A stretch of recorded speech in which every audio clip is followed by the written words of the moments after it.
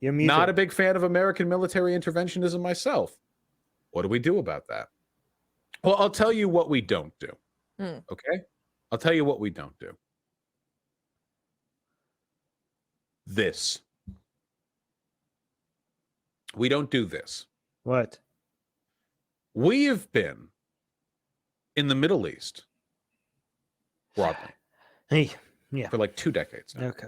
We have been there for a long time. We have broken previous records that our country has held on long-term military occupation in foreign countries. President after president has promised a removal of our forces Oh my God. from Iraq and from Afghanistan and areas around. And it doesn't happen. It keeps not happening. Troop numbers decrease slightly. And Okay. Yes. You need to get out of there, blah, blah, blah. But what you do while you're there and they attack Americans, okay? I feel like everybody's dodging this because this was such a proper response. Biden's response was proper. They attack Americans and you need to respond. So you need to respond. And people are like, well, we shouldn't even be there. Okay. Sure. But, Biden promised that he's going to get you out of there. Maybe he's going to keep your promise. Maybe he's not. If he's not able to, if he doesn't, then you could blame him for not keeping a promise, right? But it's his first month. Obviously, he can't get you out there out of there at the first month. It's not that easy. But while he's there, while you have troops there, and again, this was not even a troop. This was a contractor that was injured, right? If they attack Americans, should it go without a response? You could keep talking about the fact that we shouldn't even be there. Okay, that's a separate discussion. You have some good points and you have some not so good points on that. That's a different discussion that we could have. But while you're there, if somebody attacks Americans, should there be a response? And then troop numbers increase. Again, we lose troops there, but then we put mercenaries in their place. True. And there is a reason for that. The reason gotta stay hydrated. Is because America is not the only country that has an interest in this region. There are other powers, other countries, other resources that would be capable of seizing power in our absence. Iran's government. But that does not mean we can draw out an interminable presence in these countries. We cannot continue to squat in the Middle East like helicopter parents. True. There needs to be a better, less costly response, but we can't abandon it outright as well, right? If you abandon it outright as well, you will force to go back. You are going to get forced to come back at exponentially higher cost. If you completely outright abandon it, there are better ways to intervene than what you're doing right now. Okay? But if you outright abandon it, you have allies in that region. You have Israel, you have Turkey, you have Saudi Arabia. As much as I hate the Saudi government right now, it's a U.S. ally. You should push back against the Saudi government as well, but you can't leave it defenseless. You need to push back against Mohammed bin Salman. You should stop supporting Saudi Arabia against their human rights violations in Yemen. But you can't also leave them completely defenseless against the aggressions by Iran, okay? It needs to mean something to be a U.S. ally. So yes, you should find better way. You can't just stay there and have troops on the ground. That all needs to slowly change. But that doesn't mean that you can completely abandon it. If you completely abandon Iraq, Iran's government will completely dominate, and the threats and the dominance of the Iranian government and the threat that it is to all U.S. allies in the region, and not just U.S. allies, European allies in the region, will make solving that problem astronomically a higher cost than what I know it's hard to imagine because you're already paying so much for the cost that it is right now. But dealing with that situation for all Western European countries and North American countries is going to be an impossible thing to solve at that point if you completely abandon it. Hey guys, before we get back to that video, YouTube has fully demonetized our channel for supposedly hateful and harmful conduct, without telling us what we did wrong. If we get to 1,000 patrons, we will be able to keep paying all our team, our editors, our artists without ever having to worry about monetization again, which would be amazing. Yay! So please support Atheist Republic on Patreon. Link in the description below. Perpetually involving ourselves in their affairs. And there's a very, very clear reason for this, okay? As long as America is present in these countries, these attacks will never stop. Ever. Okay, yeah. Get out your troops from the ground there. Do more of Qasem. Again, you know what the solution to this is? More takeouts like Qasem, less troops on the ground, more surgical attacks like taking out Fakhrizadeh and Qasem Soleimani. That's the solution. All right? And also more support for, more proper support for the current government there to get its, shit together, right? So, yes, but again, take the troops out. But while you're there, if they get attacked, there needs to be a response. Can you address that? Our presence in the Middle East, Iraq, Afghanistan, it doesn't matter. Any presence in the Middle East beyond embassies and military bases in relatively safe zones. Our presence in the Middle East guarantees with absolute certainty violence and death and bloodshed.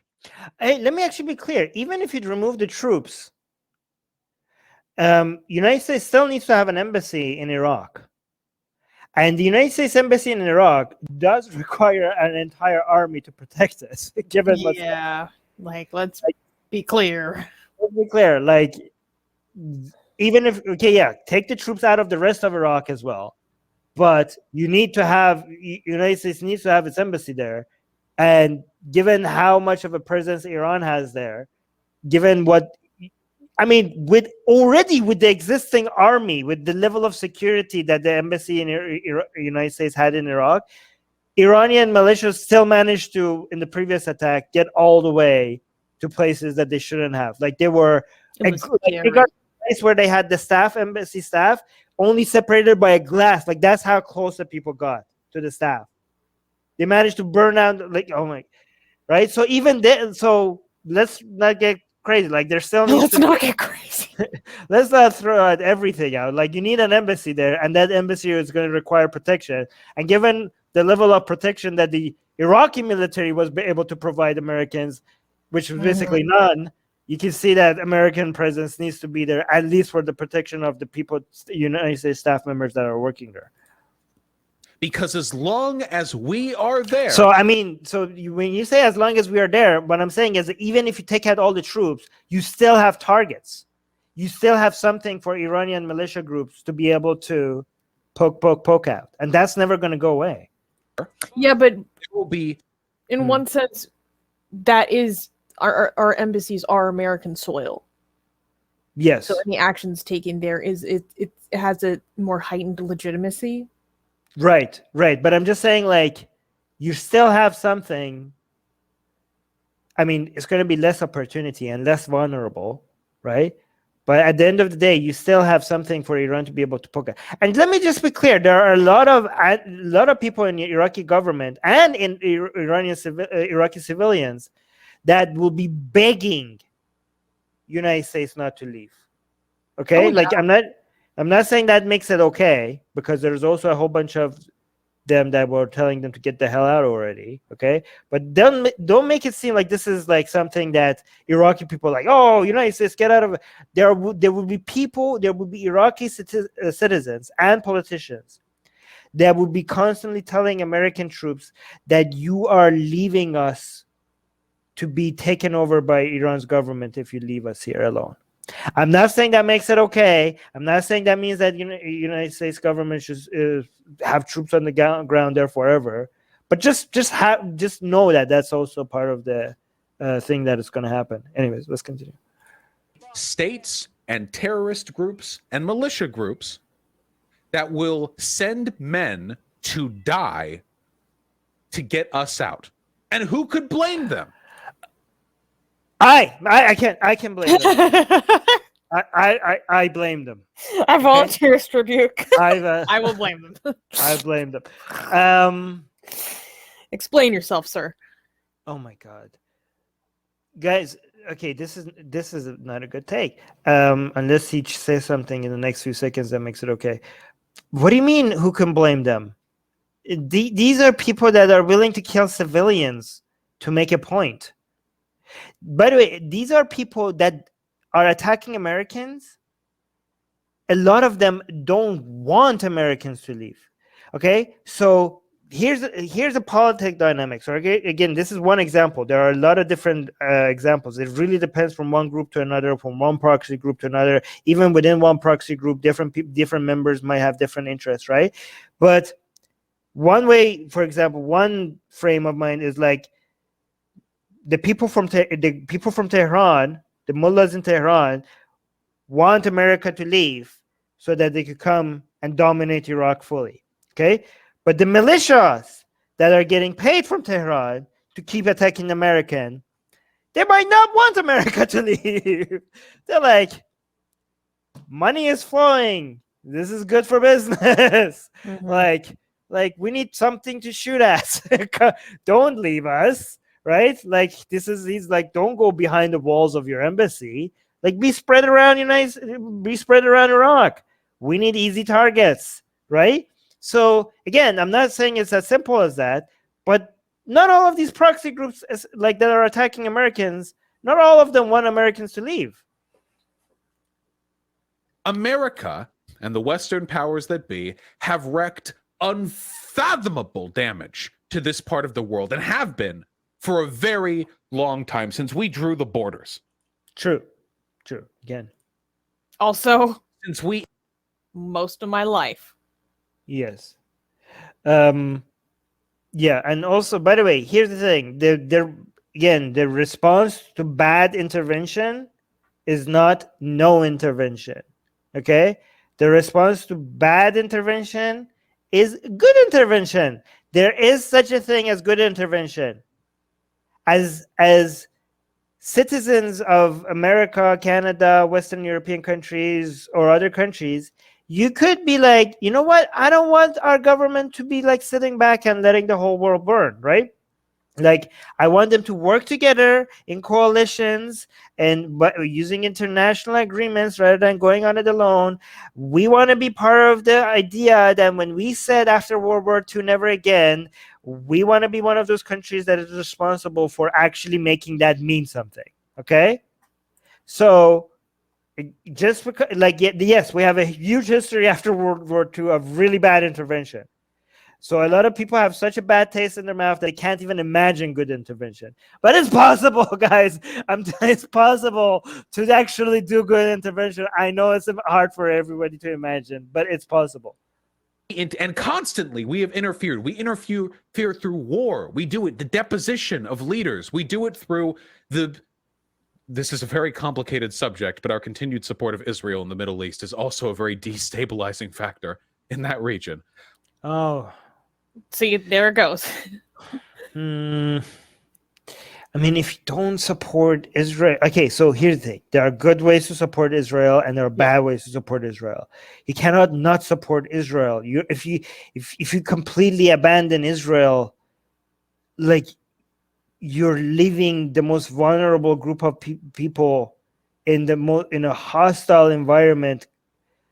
Like, again, when we said never again, we were talking about specifically those people. Yeah, right? yeah. Like, you can't just like leave them alone there by their own. Like, I mean, we have done a very good job in bringing Israel's military to a point where it can defend itself a lot.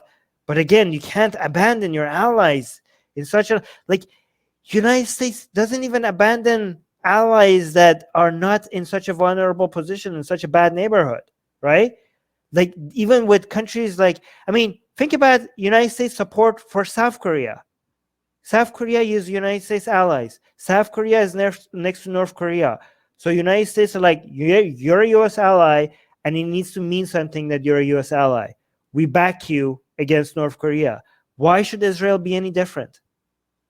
Okay, again, I'm not saying that there hasn't been human rights violations by Israel's government and by country and in support of Israel's government. There has been, but that does not mean that Israel shouldn't get any support. Israel, as a U.S. ally, should get the full support of the U.S. government. And also, I mean, it's the country that is the closest to sharing our values in the region. In the region, yeah. Hey guys, if you're a fan of blasphemy and sexy Kali, like me, then that means that you probably want more blasphemous art. Well, I have good news for you. If you subscribe to our newsletter, link in the description below, then you get a free booklet of some of the tastiest blasphemous art available today. So, if you want some of this delicious blasphemy, and we're so generous that we update it for you guys weekly for free, all you have to do is sign up for our newsletter below. You can also go to blasphemousart.com/ebook. That's blasphemousart.com/ebook. Sign up with your email, and you get free gifts of this tasty blasphemy. What could be better? So make sure you sign up.